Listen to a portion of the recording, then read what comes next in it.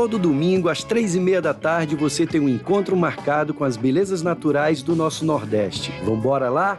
TVC, você aqui.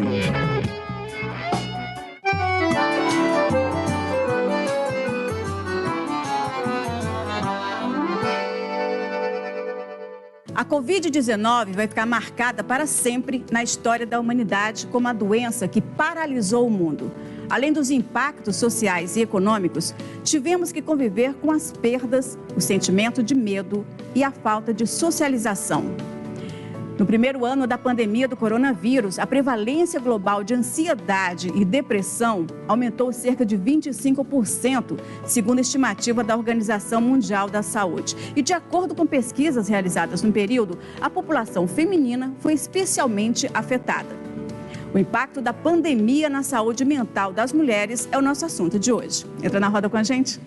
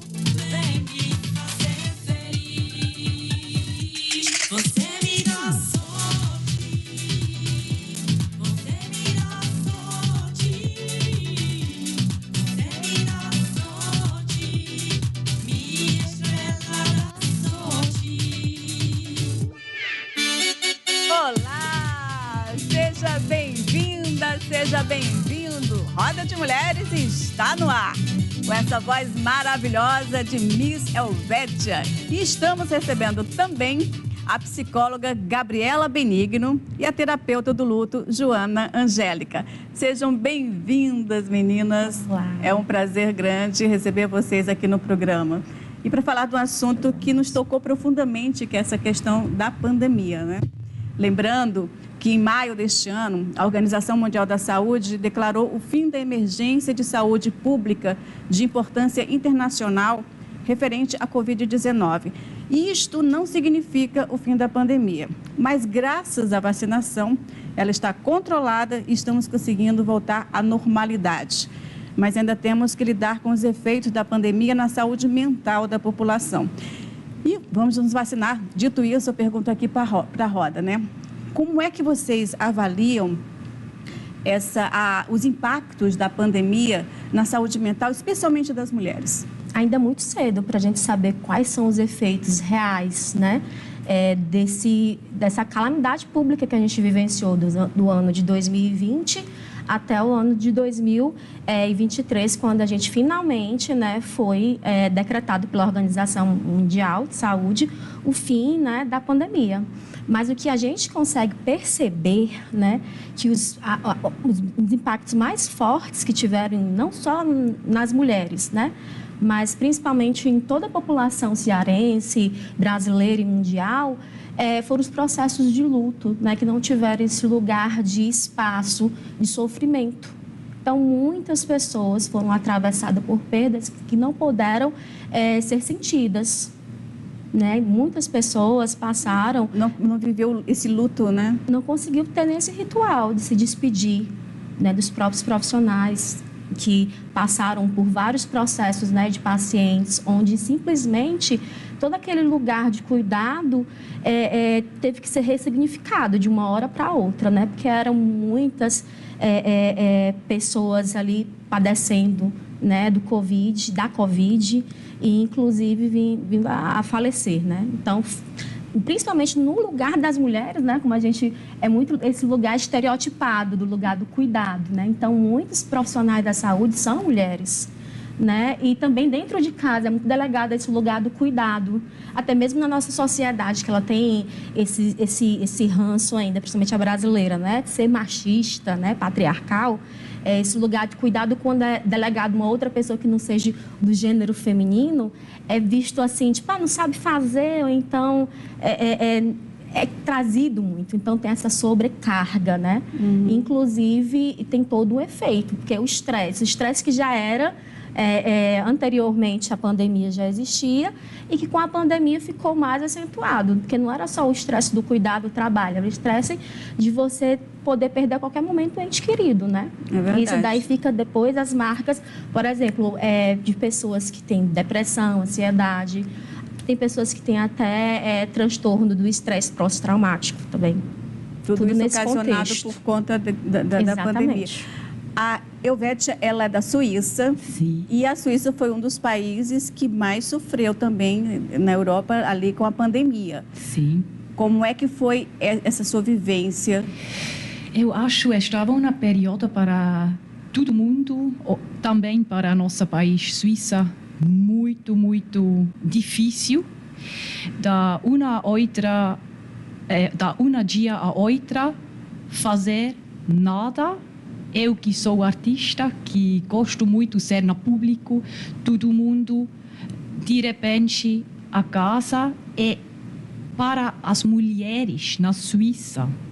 Estava um grande problema de ficar a casa com todas as crianças e o homem. Porque ela deve fazer tudo com as crianças, porque as crianças estavam a casa. Que faz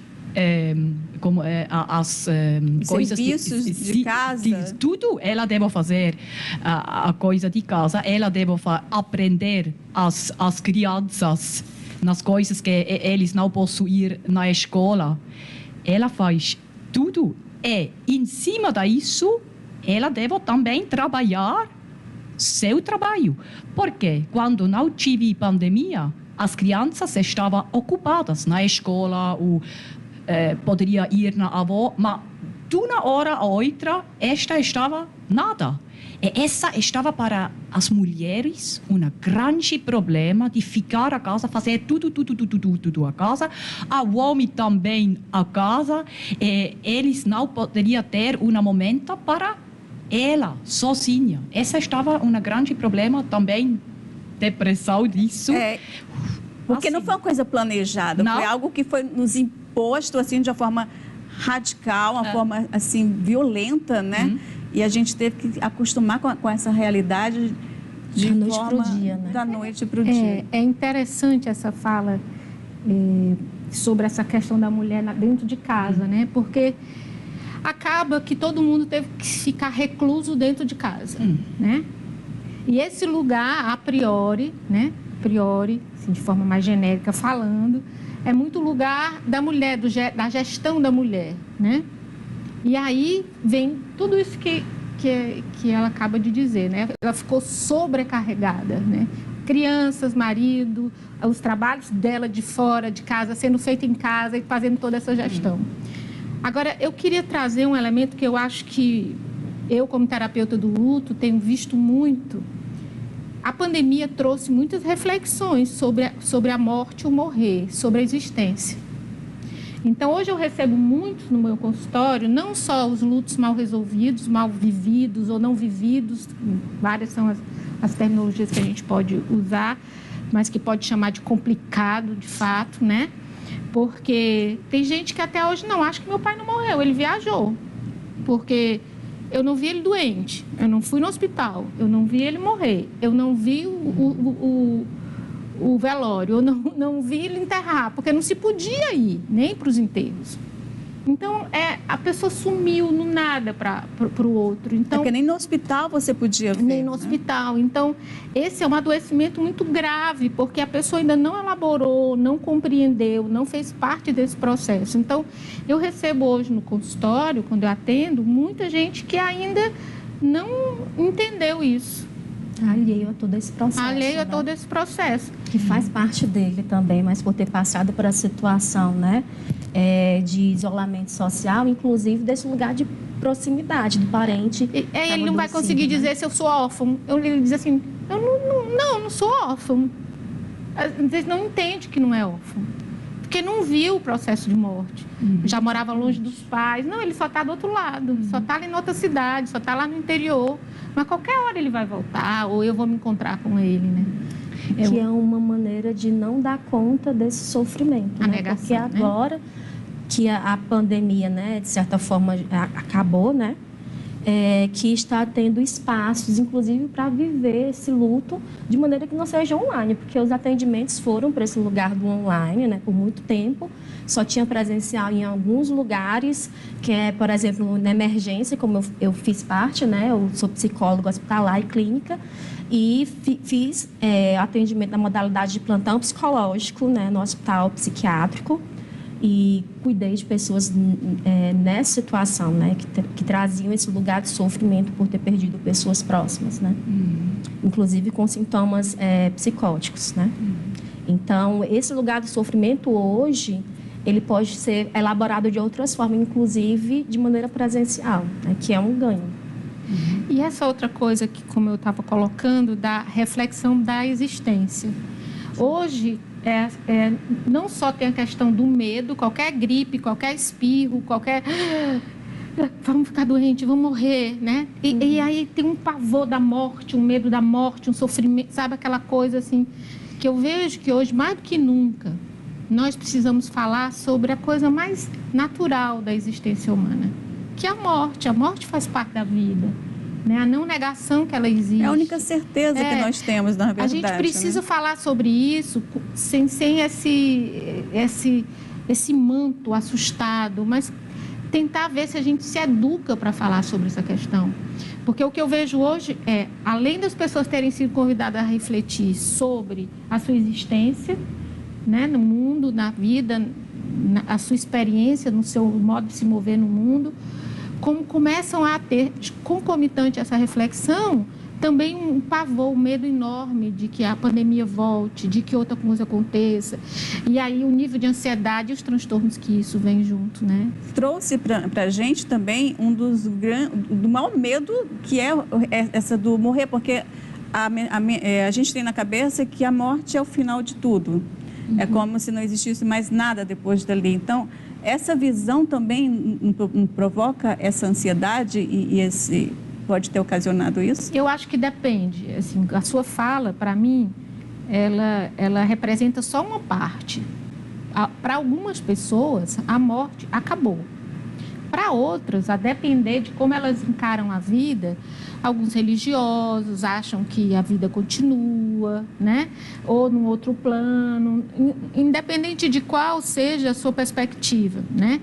Mas a gente vê que para pessoas distintas, de culturas distintas e religiões distintas, a morte tem uma perspectiva diferente, né? Então, também há de se ter cautela quando a gente coloca essa coisa simplesmente do fim, né? Algumas pessoas têm mais medo de como vai ser a morte do que morrer. Da forma como vai morrer, né? Alguns acham que não, vai para o céu, outros, não, vou para o paraíso, não, vai ter outra vida. Quer dizer, na cada perspectiva, né? Porque, assim, a espiritualidade, né, é um recurso que a pessoa pode utilizar para dar conta dessa experiência, mas não é o único. Não é o único. Né? Por exemplo, a gente ter passado por uma pandemia, dá sim, né, a sensação de que algo imprevisível pode acontecer a qualquer momento e a gente entra em contato com a nossa vulnerabilidade, né? Vulnerabilidade das relações sociais, vulnerabilidade da falta de afeto, porque você ficar muito tempo isolado em casa, onde você não podia ver seus amigos, abraçar seus amigos, você tinha que fazer chamada de vídeo para saber como é que os outros estavam, né? E se as pessoas que você ama, se você ainda ia ter a oportunidade de ver novamente, né? Então, teve uma privação de liberdade que mudou toda a nossa relação privação com de liberdade, né? Eu nunca Exatamente, a gente está encarcerado em casa, isso mesmo, né? É isso mesmo, essa tecnologia eu nunca tinha tentado, que foi que a gente viveu, né? E foi em prol, assim, de um bem-estar social, mas que isso teve todo o impacto, né? Inclusive nesse aspecto do feminino, que a mulher ela gosta de se reunir, de estar próxima, né? Eu senti muito a falta das minhas amigas, daquele lugar mais de contato, né? E que isso acabou sendo dado para outras condições que foi do online, que tinham outra qualidade. Né? Nós temos um depoimento aqui, porque teve regiões aqui do país onde vivenciou esse momento de uma forma muito trágica. Foi a região lá de Manaus. Nós temos uma cearense que mora lá em Manaus, e ela nos mandou um depoimento, a gente vai ver agora e depois voltamos para comentar.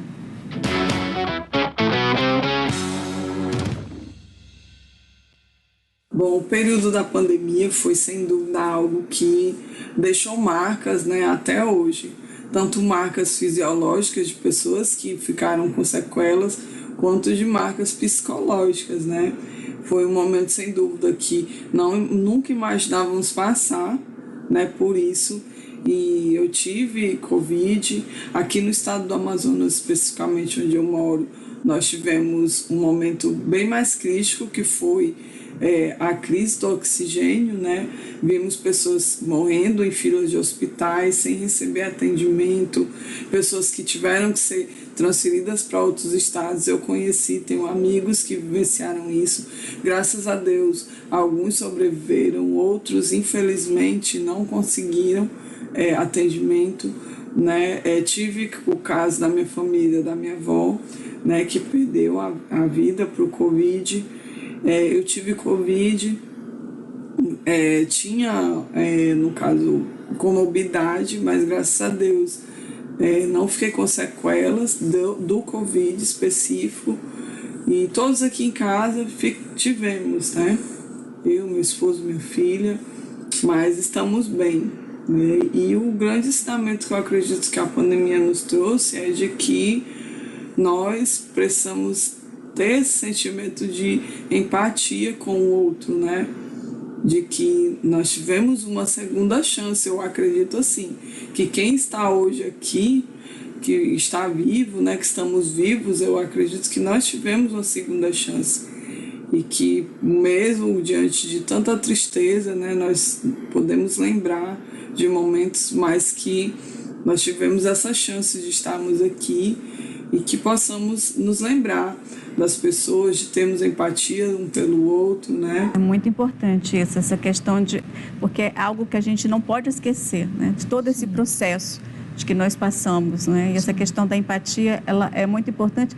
E da empatia não apenas... Porque nós tivemos muito isso entre familiares, entre amigos, mas assim, você sentir isso vindo também de quem, da gestão de um país, né? Das políticas públicas. Eu vivi a pandemia fora do país, que eu estava concluindo o doutorado, né? E eu estava em Portugal na época. Então eu vivi toda a pandemia lá. Eu vi algumas diferenças significativas no trato da política pública, né? Eu especialmente me coloquei como voluntária. Eu recebi um documento da prefeitura, como se fosse a prefeitura de Lisboa, para poder transitar nas ruas, e eu fazia o trabalho com os chamados sem-abrigo, né? Que foram para um espaço ser acolhidos e tudo, né? Mas eu vi o suporte, é o que me pareceu bem diferente, porque eu tinha contato com os meus parentes aqui no Brasil. O suporte das políticas públicas, de alimentação. Eu tive Covid por conta do meu trabalho, acabei contraindo Covid, e eles me mandavam cesta básica, alimento na porta da minha casa, a prefeitura mandava, porque eu estava morando só e eu não podia sair para comprar nada, comer nada. Você sentia que tinha um amparo ali, então eles né? ligavam, disse, tem alguém aí? Eu disse, não. O que é que você come? Eu dizia. Eles mandavam, diziam, não abra a porta. Vai estar na sua porta agora. Depois eles ligavam, o rapaz já saiu, agora você pode abrir sua porta. Eu tive todo o suporte das políticas públicas, né? Tinham subsídios também. E eu senti muito... Também as pessoas eram muito estimuladas, diferentes do Brasil, né, do governo anterior, estimuladas a cumprir o que tinha que ser cumprido, a não saírem nas ruas, né, a cumprir tudo que era orientado pela ciência, né. Aqui foi feito tudo ao contrário, foi um desastre, né, infelizmente. Isso resultou no número de mortes que temos aí. E isso também foi um outro fator que nos abalou bastante emocionalmente, que nos atingiu de forma profunda a saúde mental. Mas a gente vai conversar sobre isso no próximo bloco. Voltamos já já.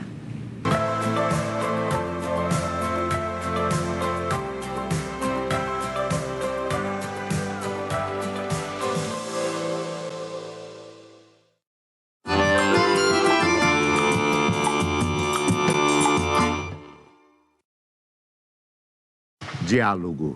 Diálogo tem sempre um dialogador, ou 2 dialogadores. É o nosso programa aqui da TVC, toda sexta-feira às 20 horas e todo sábado às 18 horas, o programa Diálogo. E o desta semana é com ele, com o Custódio Almeida, o doutor em filosofia, o professor Custódio Almeida, que acaba de ser eleito pela comunidade acadêmica da Universidade Federal do Ceará como reitor da universidade. E nós vamos falar então nesse programa sobre universidades, sobre universalidades, no programa Diálogo, desta sexta-feira às 22 horas e no sábado às 18 horas. Diálogo.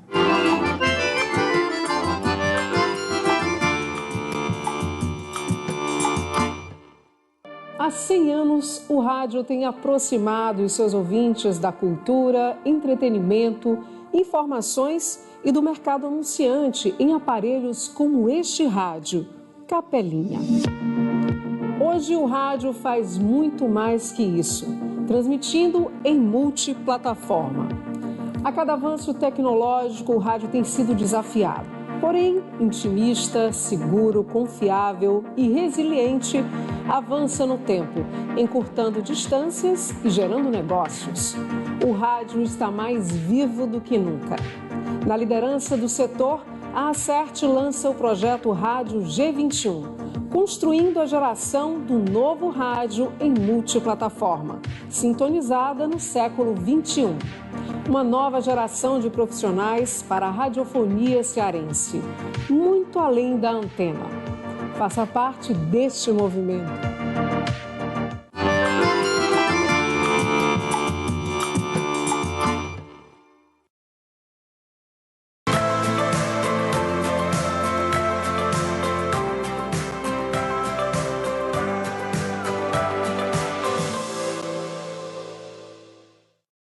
Estamos de volta com Roda de Mulheres, falando sobre o impacto da pandemia na saúde mental da população feminina. E vamos iniciar este bloco com depoimentos de 3 profissionais da área da saúde. Elas atuaram na linha de frente contra a Covid e estão no lugar de fala.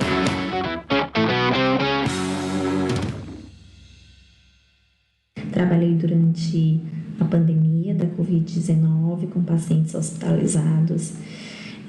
Tive muito medo no começo, porque era algo muito novo, foi instituído o lockdown e quem era profissional da saúde precisava também, além de ter o cuidado com as outras pessoas que estavam ao seu redor, também o cuidado de não ter a Covid para poder trabalhar e ajudar aqueles que estavam hospitalizados.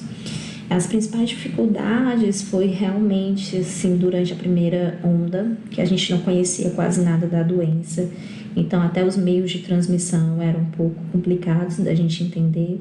Depois que foi passando ao longo do tempo, que a gente conseguiu compreender de forma melhor, o melhor tratamento, a gente já foi melhorando. Mas houve muita superlotação. A gente passou por situações de realmente falta de oxigênio.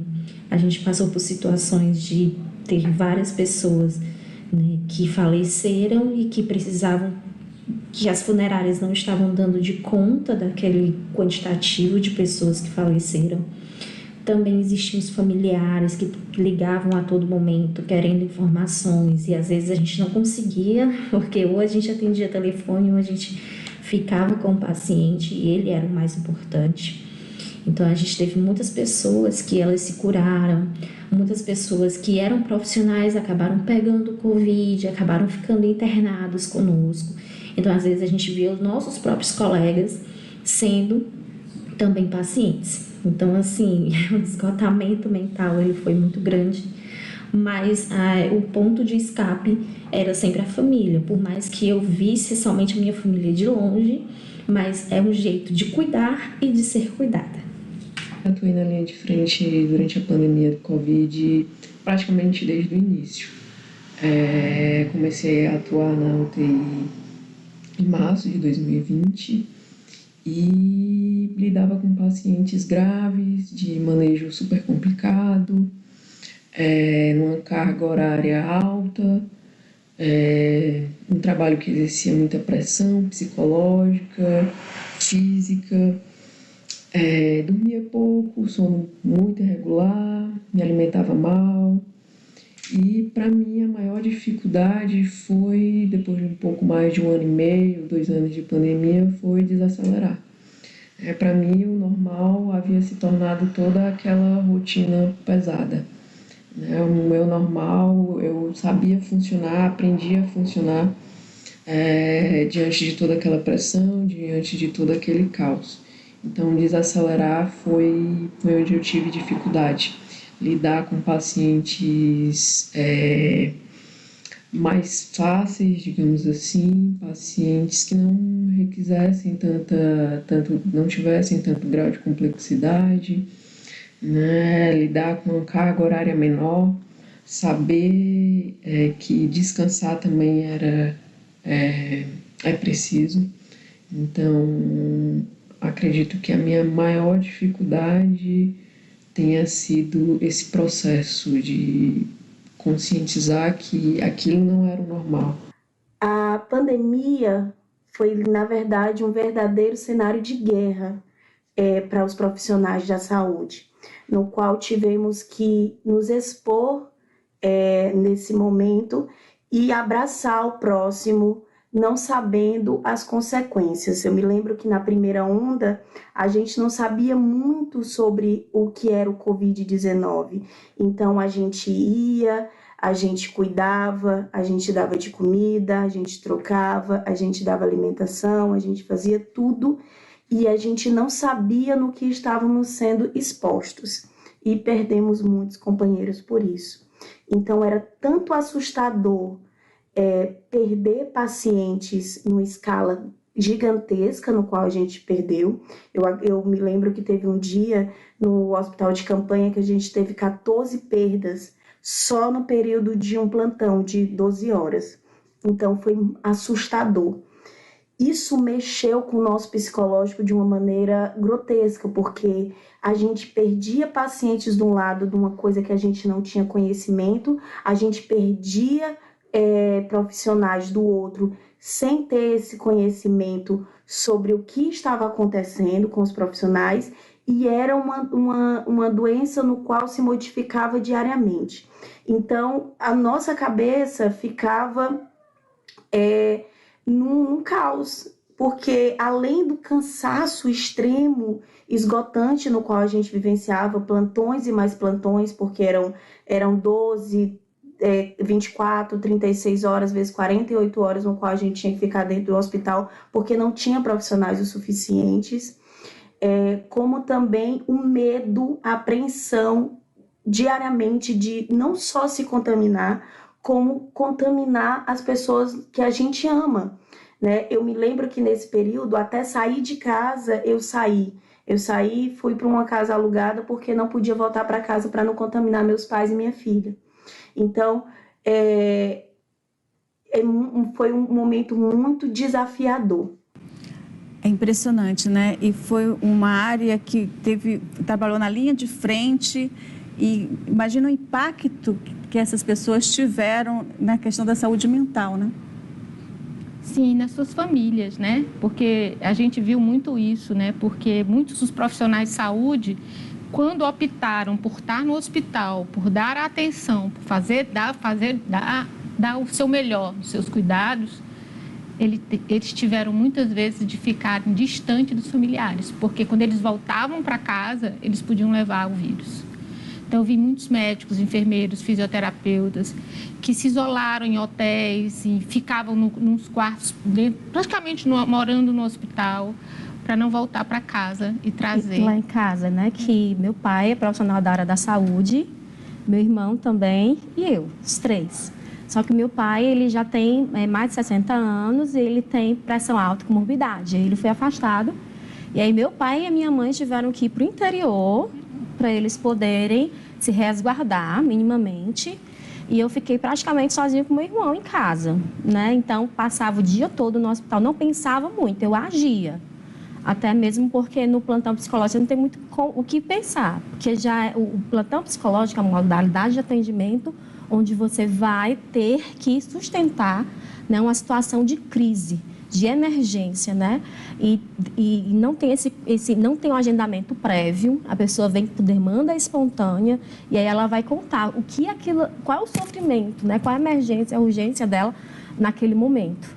E aí você vai se colocar ali à disposição para poder fazer a intervenção e o cuidado, né? E eu lembro muito bem quando eu chegava em casa, às vezes eu ficava esgotada, né? E eu ainda tinha que fazer todo o procedimento, né? De tirar a minha roupa antes de entrar em casa, tomar um banho de mangueira, ritual, né?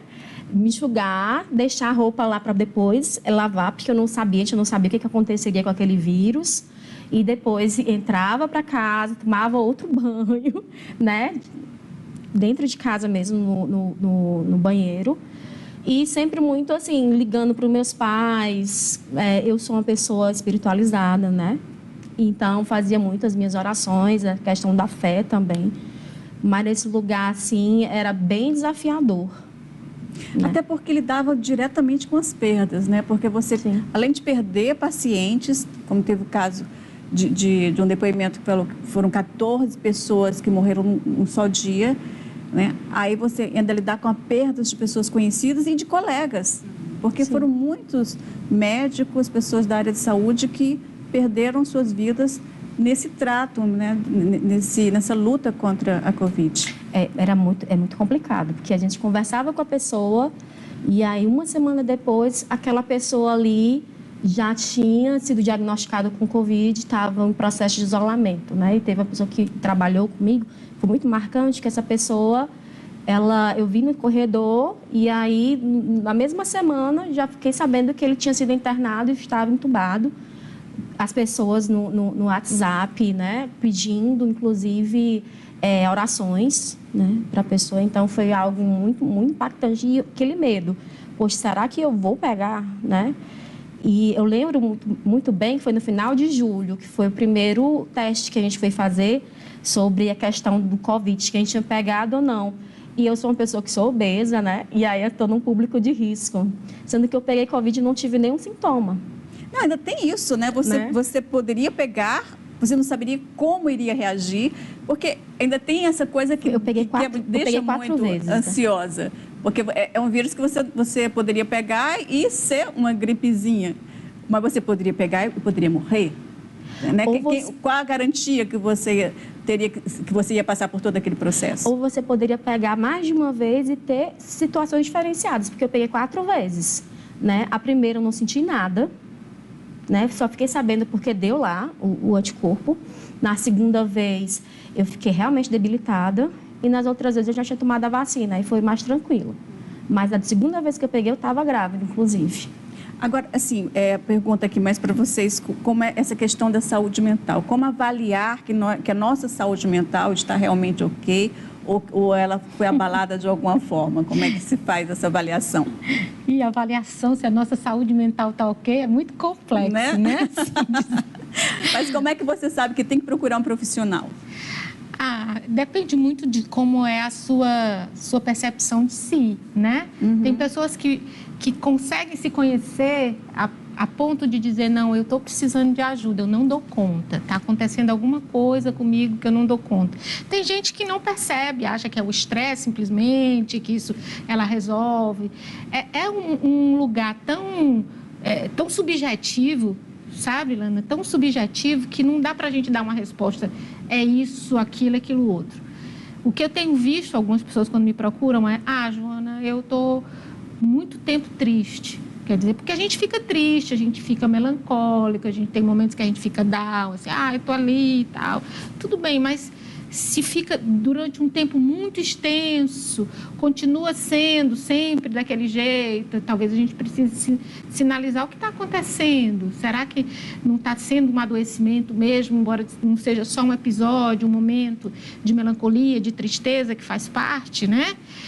Outros dizem, olha, eu estou chorando à toa, qualquer coisa eu choro, derrubando o seu corpo, eu choro. Então, existem alguns sinaizinhos, né? Mas isso é preciso fazer uma anamnese, é preciso fazer uma avaliação. Agora, quando a pessoa se conhece, né?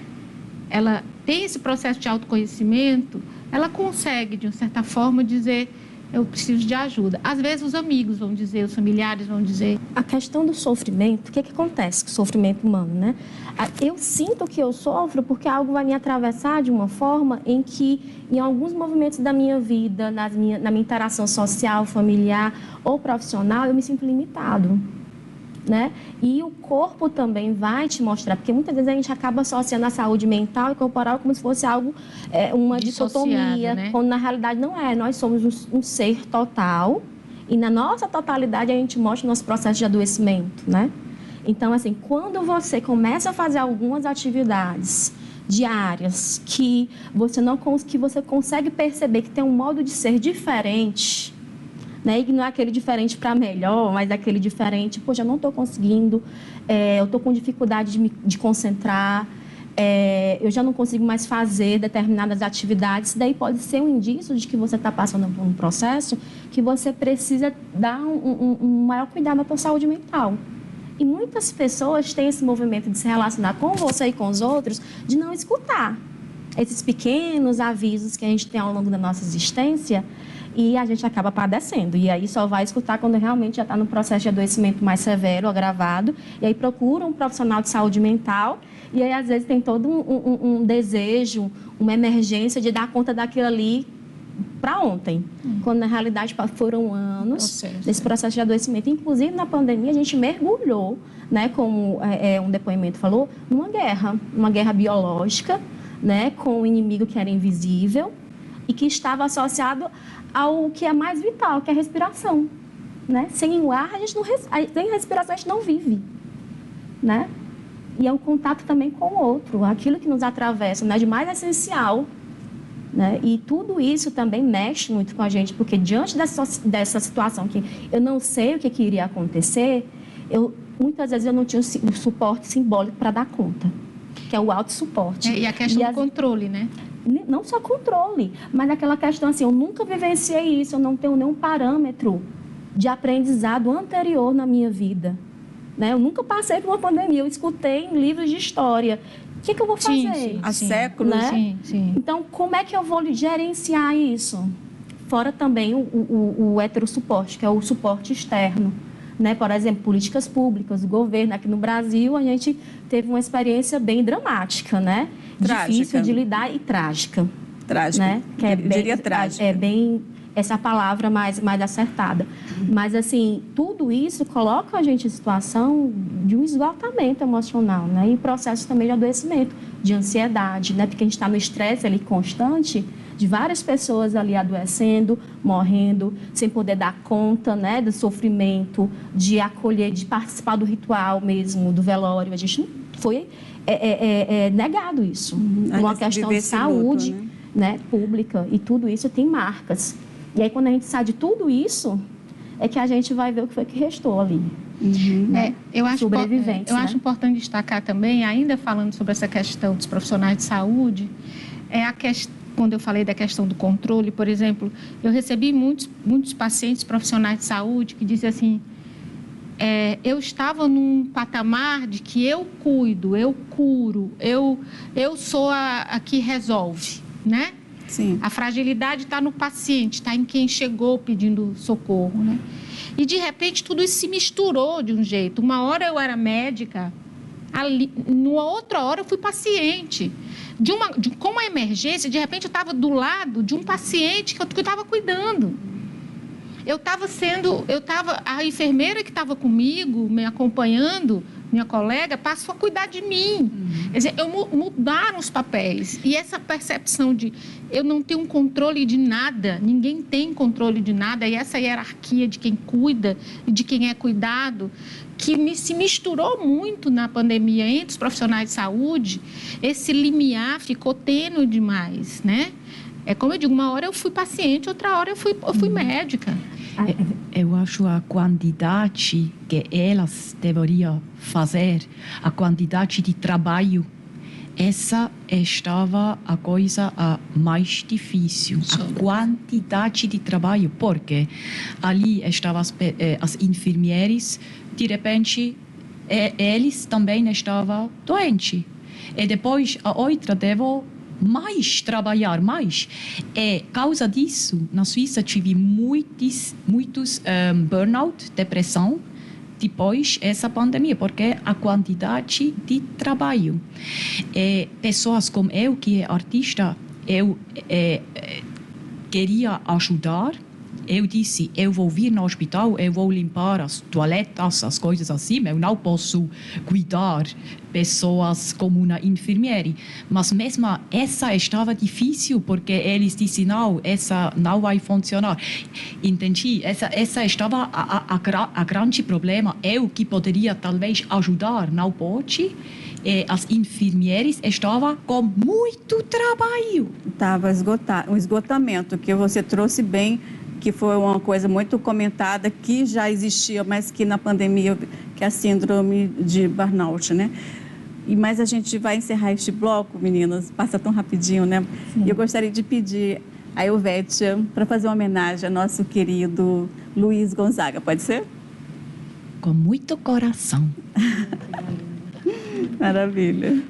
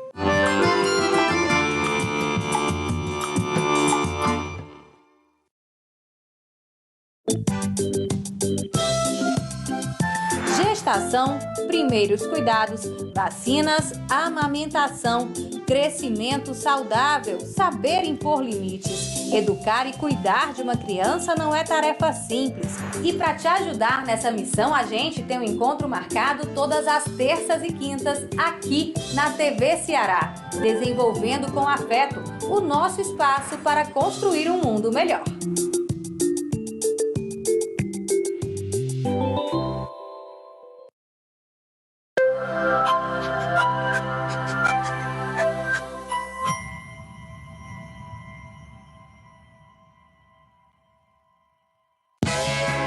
Todo domingo, às 3h30 da tarde, você tem um encontro marcado com as belezas naturais do nosso Nordeste. Vambora lá? TVC, você aqui.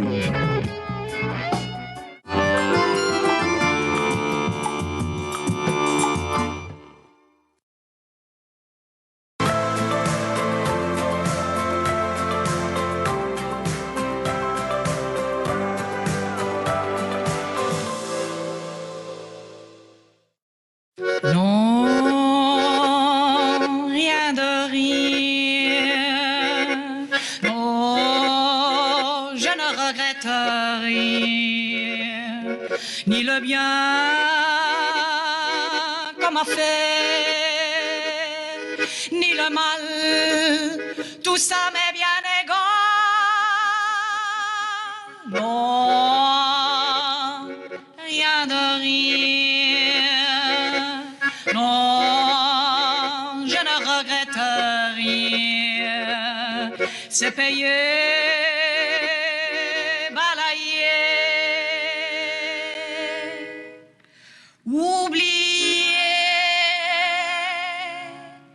Je m'en fous du passé.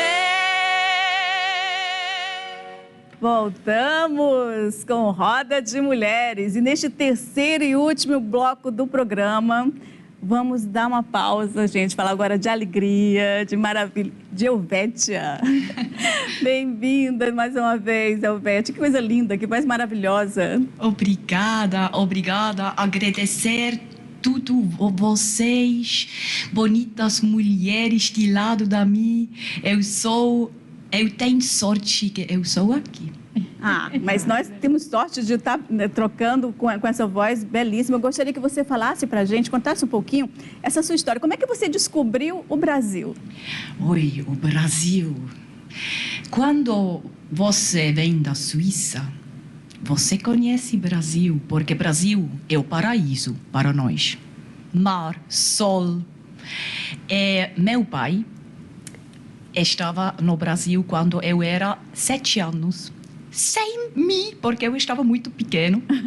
E essa me faz muito raiva. Eu queria ir também, mas eu ficava a casa.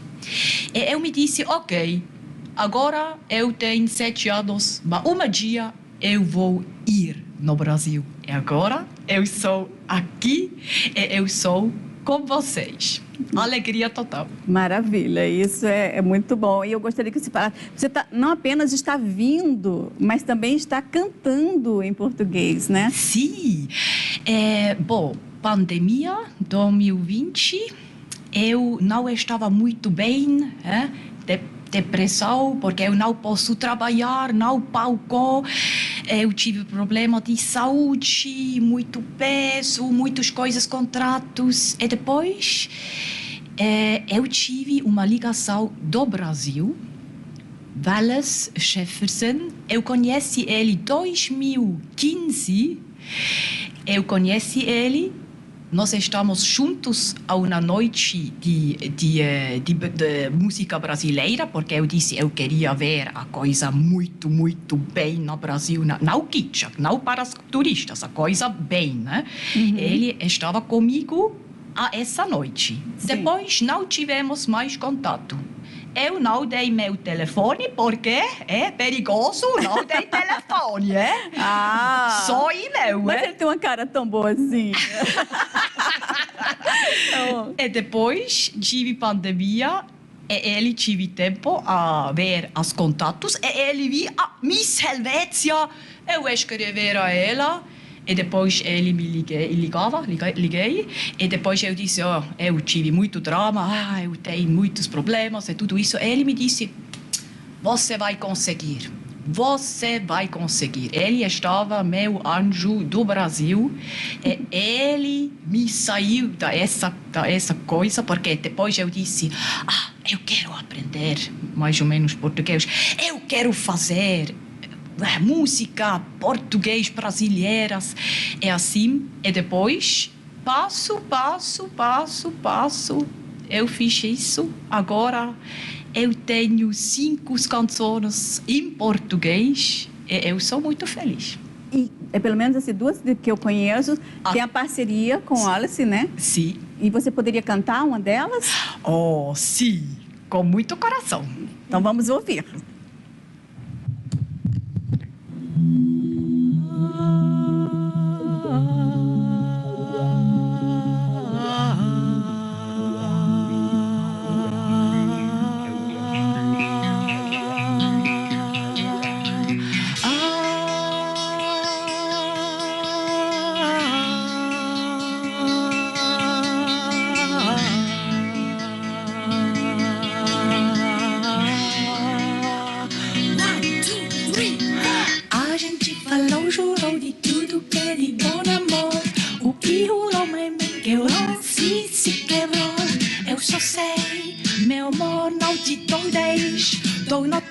É só você e mais ninguém. A gente falou, jurou de tudo que é de bom amor. O que rolou, bem que o lance se quebrou. Eu só sei, meu amor, não te dou 10. Tô nota 100, é só você e mais ninguém. É só você e mais ninguém.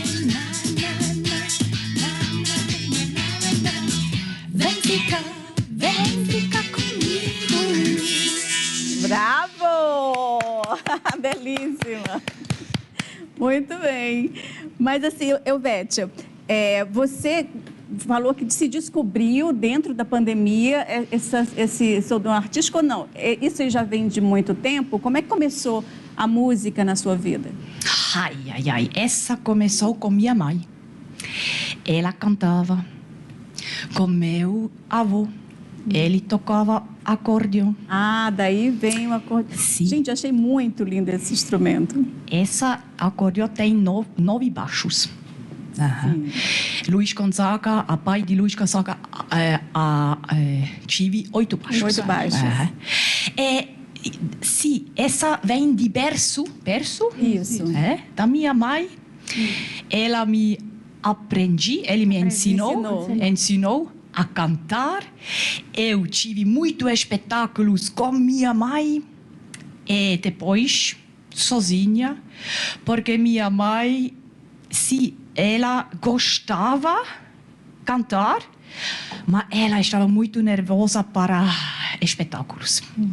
E depois ela me disse: ok, vai sozinha, você vai fazer. Mas tudo isso eu tenho da minha criança. Quer dizer, com a família de artistas. Minha mãe, sim, meu pai não. Avô, sim. Yeah. Além dessa música que você cantou inclusive um trechinho logo no início do programa de uma outra música também. A gente pode ouvir ela toda? Sim, Estrela da Sorte, você me dá sorte. Ah, você nos dá sorte? Sim, essa é importante. Que as pessoas, sorte para todo mundo, né? Precisamos.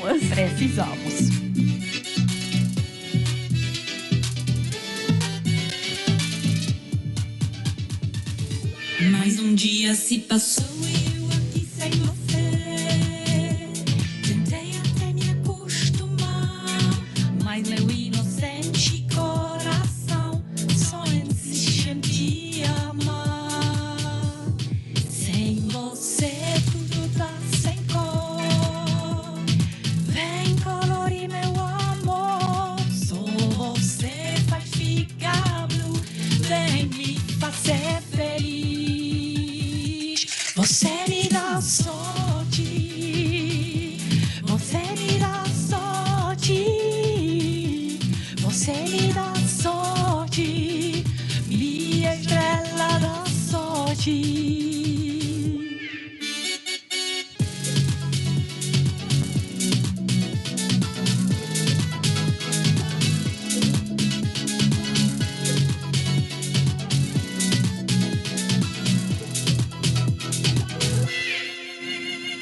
Bravo!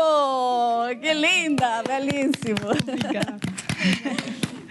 Você está há quanto tempo no Brasil com esses lançamentos? Agora eu vou ficar até final de julho, talvez mais uma semana.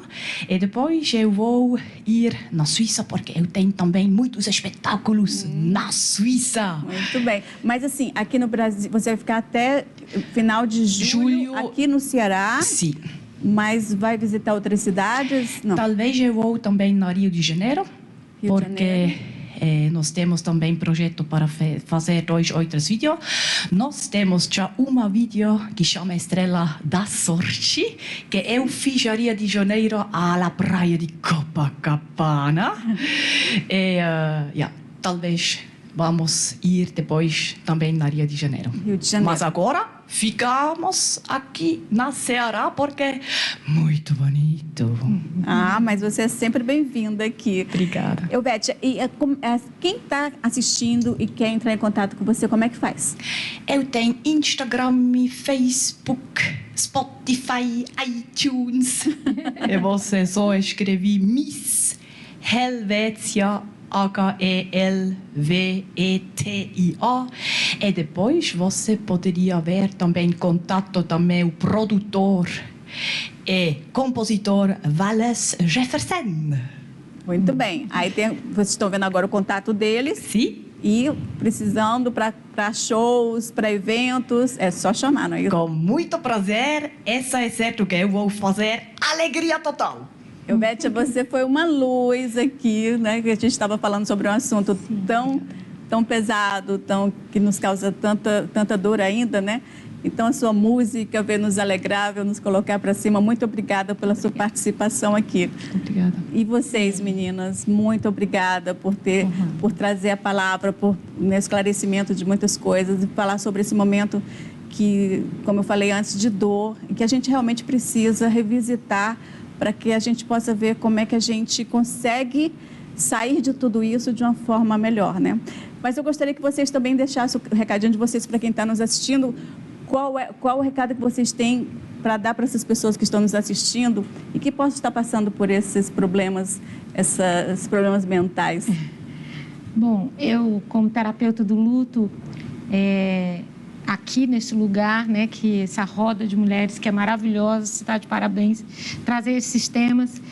O que eu tenho a dizer é: você não está só. Confie que você não está só, você tem rede de apoio.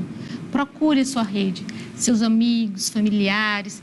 Tenho certeza que cada um tem alguém muito especial que você pode dizer assim: me socorra, e essa pessoa vai a seu socorro. Pense bem quem é que você pode pedir socorro, né? E eu, como terapeuta do luto, estou atendendo na clínica também, estou aberta para receber as pessoas que porventura precisarem de algum suporte nesse processo de adoecimento da experiência do luto. Obrigada. Eu queria primeiro, né, agradecer a oportunidade, o convite a você, Lana, né, por estar aqui nessa roda de mulheres tão integradora, né, tão acolhedora, né. Eu agradeço também, quero agradecer bastante a vocês de toda essa troca, esse momento de interação. E eu queria dizer para as pessoas, né, que eu acho que o principal momento é você olhar, né, e dar e escutar o seu próprio sofrimento, né?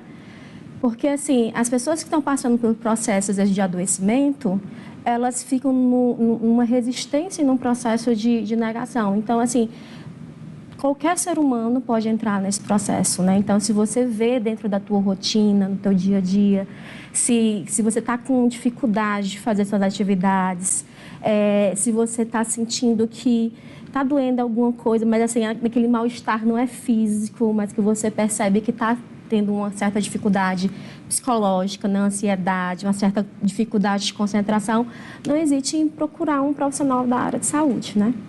E assim, porque existem outras formas de a gente também se cuidar, mas se disponibilizar, né, a participar de um processo terapêutico é muito importante para a gente poder ter esse autoconhecimento, né? E queria agradecer também a oportunidade e também colocar meu WhatsApp não, meu Instagram, que é Psi Gabriela Benigno, e eu estou à disposição futuramente.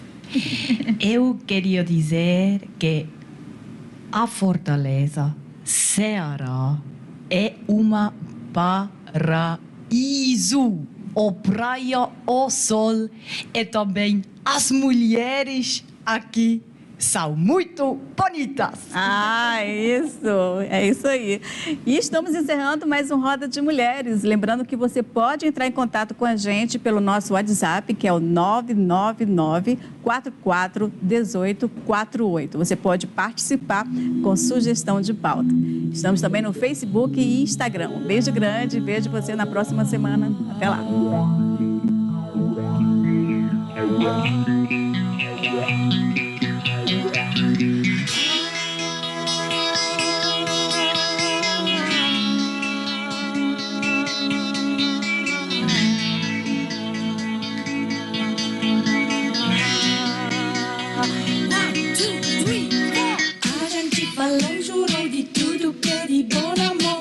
O que rolou bem que eu lance se quebrou.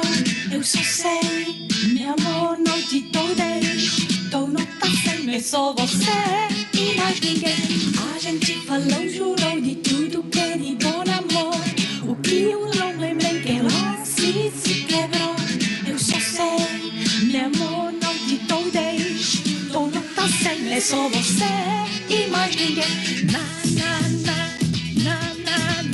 É só você, e mais ninguém,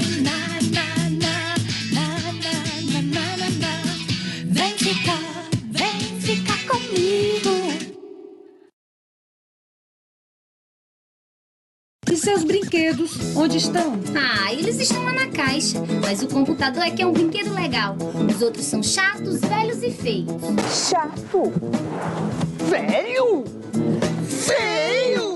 Não vou lhe dar as minhas figurinhas, porque eu sou que só pra ganhar dos outros brinquedos no jogo do bafo. Eu vou brincar, sai. Já está na hora de você sair do meu computador.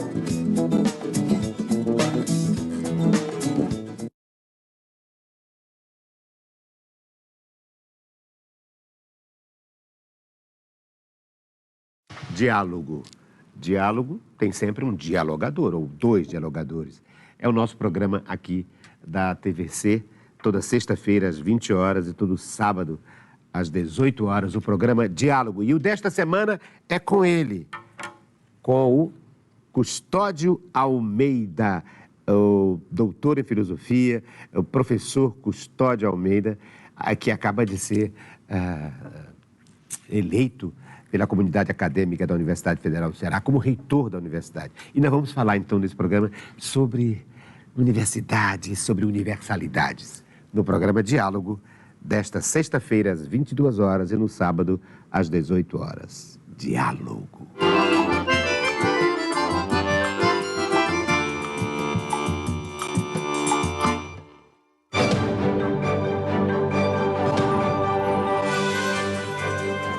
Eu, Vera Magalhães, comando a roda na TV Cultura. Roda Viva. Viva a sua inteligência.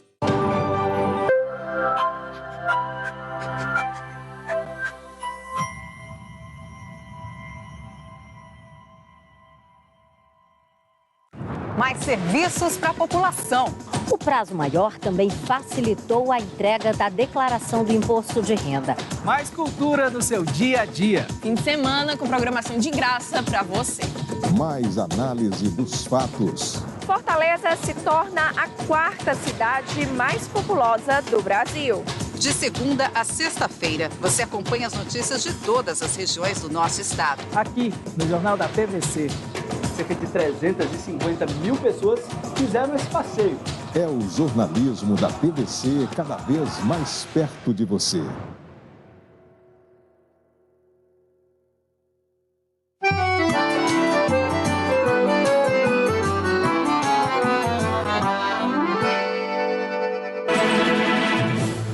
Sexta-feira, 14 de julho.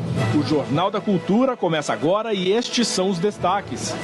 Programa Desenrola Brasil prevê limpar o nome de 1,5 milhão de brasileiros que têm dívidas de até R$100 a partir da próxima segunda-feira. Porque, obviamente, que nós só vamos garantir a dívida quanto maior for o desconto dado pelo credor. Em cerimônia do Mais Médicos, presidente Lula defende a ministra da Saúde diante da cobiça do Centrão pela pasta. Tem ministros que não são trocáveis. Eu já disse publicamente a Nívia, ela não é ministra do Brasil, ela é minha ministra. Ciclone extratropical causa prejuízo milionário à agropecuária no sul do país. Eventos climáticos extremos em intervalos mais curtos preocupam os produtores brasileiros. Leilões de energia, rodovias, terminais portuários e saneamento básico devem movimentar 120 bilhões de reais até o ano que vem. A strike is an instrument of last resort. Em movimento histórico, atores e roteiristas de Hollywood se unem em paralisação que pede melhorias nas condições de trabalho e controle da inteligência artificial nas produções.